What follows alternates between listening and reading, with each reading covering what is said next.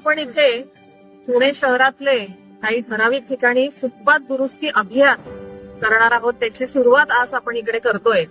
या अभियानामध्ये फुटपाथ मध्ये जिथे जिथे समांतर नाहीये फुटपाथ किंवा जे ब्लॉक्स ऑलरेडी आहेत त्याचा वापर करून, जे अंध व्यक्ती आहेत त्यांच्यासाठी एक वेगळी स्ट्रीपलाईन आखून अशा पद्धतीने फुटपाथ होणार.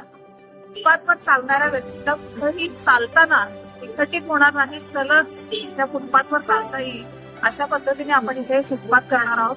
हा एक पायलट प्रोजेक्ट होईल. पायलट प्रोजेक्ट मध्ये MSCDCLचे मीटर बॉक्सेस आहेत किंवा आपण काही पोल्स लावलेत, दिशादर्शक फलक लावलेत, असे काही आपण बाजूला करून आपल्याला हा फुटपाथ करता येतोय का अशा पद्धतीने आपण हे करणार आहोत. शॅम्परच्या ठिकाणी काही ठिकाणी फुटपाथ नाहीये, त्याला आपण हा फुटपाथ जोडून घेणार आहोत. अशा पद्धतीने आपण एक पायलट प्रोजेक्ट करणार.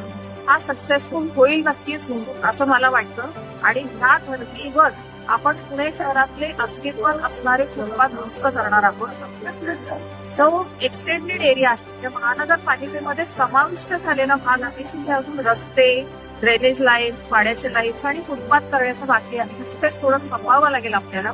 आणि ज्या भागात आपले फुटपाथ अस्तित्वात आहेत ती त्याची दुरुस्ती, त्याचं ब्युटिफिकेशनचं काम आपण घेतोय.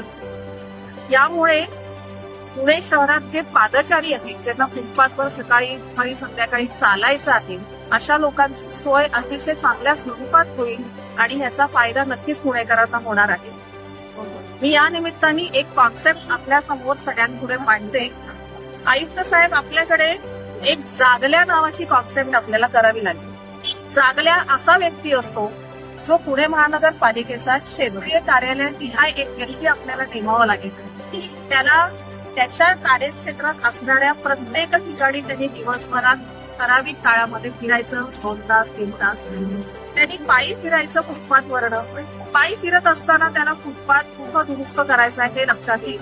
त्यामध्ये स्टॉर्म वॉटर लाईन्सचा विषय असेल, ड्रेनेज लाईनचा विषय असेल, केबलचा विषय असेल, ज्या कुठले विकास कामं आहेत, ज्या कुठले दुरुस्तीचे कामं आहेत, जे तो पाहतोय, एखाद्या झाडाला खिळा मारलेला आहे, एखादा केबल लटकतीये, असे जे काही रोजच्या जीवनात निगडीत लोकांना समस्या आहेत, या जागल्या व्यक्तींनी त्याचं रोजचं नोटिंग करायचं आणि क्षेत्रीय कार्यालयामध्ये द्यायचं.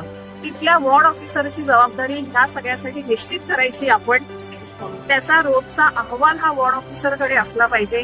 वॉर्ड ऑफिसची जी काही यंत्रणा आहे, जे काही पूर्ण स्टाफ आहे, त्यांच्याकडे हा रोजच्या रोज नोटेड अहवाल जाईल. त्या पद्धतीने कामाचं नियोजन केलं जाईल आणि मग ही सगळी कामं लाईनअप होतील आणि